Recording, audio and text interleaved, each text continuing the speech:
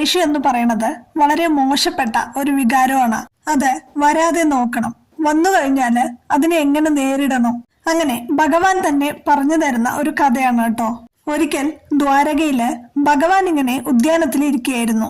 അപ്പോ ഒരു സ്ത്രീ കരഞ്ഞു നിലവിളിച്ചുകൊണ്ട് ഭഗവാന്റെ അടുത്തേക്ക് ഓടി വന്നു. അപ്പോ എന്താണാവോ പറ്റിയത് എന്ന് ഭഗവാൻ ചോദിച്ചപ്പോ ആ സ്ത്രീ പറഞ്ഞു, വളരെ ബുദ്ധിമുട്ടാണ്. കാരണം ഭർത്താവുമായിട്ട് എന്നും യുദ്ധമാണ്, രാമരാവണ യുദ്ധമാണ്. യുദ്ധം കഴിഞ്ഞിട്ട് ഒരു സമയവും ഇല്ല. അപ്പൊ എനിക്ക് മടുത്തു, ഉപദ്രവം സഹിക്കാൻ വയ്യാതായിരിക്കുന്നു. അപ്പൊ ഞാൻ മരിച്ചു പോവാന്ന് വിചാരിച്ചിട്ടുണ്ട്. അപ്പൊ അതിനു മുമ്പ് ഇവിടെ വന്നൊന്ന് കണ്ട് പറഞ്ഞിട്ട് പോവാന്ന് കരുതി വന്നതാണെന്ന് പറഞ്ഞു.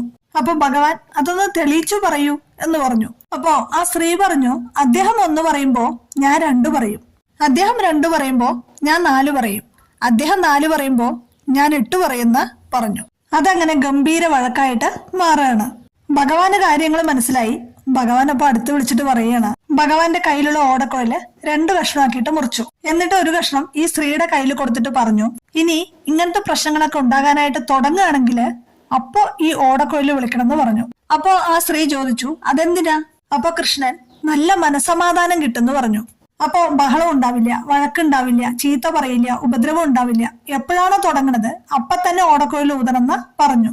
അങ്ങനെ ആ സ്ത്രീ ശരിയെന്ന് സമ്മതിച്ചിട്ട് ഓടക്കുഴലും എടുത്തിട്ട് പോയി. അങ്ങനെ അദ്ദേഹം വഴക്കിനായിട്ട് വരുന്ന സമയത്ത് ഈ സ്ത്രീ ഓടക്കുഴൽ ഊതും. അപ്പോ ഈ ശബ്ദം കൊണ്ട് അദ്ദേഹത്തിനൊന്നും എതിർത്തു പറയാനായിട്ട് പറ്റണില്ല. ഈ ഓടക്കുഴൽ ഊതുന്നത് കൊണ്ട് ഈ സ്ത്രീക്കൊന്നും പറയാനും പറ്റണില്ല. എന്തെങ്കിലും ഒന്ന് പറഞ്ഞാലല്ലേ ഇദ്ദേഹത്തിനൊന്ന് ഇരട്ടിയായിട്ട് പറയാനായിട്ട് പറ്റുള്ളൂ. അവസാനം ഒന്നും പറയാൻ പറ്റാണ്ടായപ്പോ അദ്ദേഹം നിർത്തിപ്പോയി. അപ്പൊ ഈ സ്ത്രീക്കും സമാധാനമായി. ഹൗ, ഭഗവാന്റെ ഓടക്കുഴലിന്റെ ഒരു മഹത്വേ എന്നാണ് പറയണത്.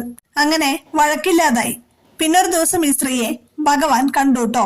അപ്പോ എങ്ങനെയുണ്ട് കാര്യങ്ങൾ എന്നൊക്കെ ചോദിച്ചപ്പോ ആ സ്ത്രീ പറഞ്ഞു, അങ്ങയുടെ കയ്യില് ഇനി ഇതുപോലുള്ള ഓടക്കുഴലുകൾ ഉണ്ടെങ്കിൽ എനിക്ക് കുറച്ചെണ്ണം തരുമോ എന്ന് ചോദിച്ചു.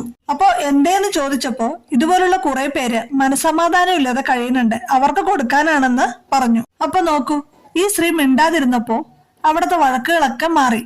അപ്പോ ഒരാള് ദേഷ്യം പിടിച്ചിരിക്കുന്ന സമയത്ത് നമ്മള് എതിർത്ത് പറയാനായിട്ട് നിന്നാൽ, ഒപ്പത്തിനൊപ്പം പറയാനായിട്ട് നിന്നാല് ആ ദേഷ്യം കൂടുകയും വഴക്ക് കൂടുകയുമാണ് ചെയ്യുക. അപ്പൊ ഒരാൾ ദേഷ്യപ്പെട്ടിരിക്കുമ്പോ മിണ്ടാതിരിക്കുക, നാമം ജപിച്ചുകൊണ്ടിരിക്കുക.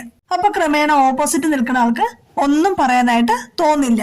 ആ ദേഷ്യം അവിടെ തീരും, ആ വഴക്ക് അവിടെ തീരും.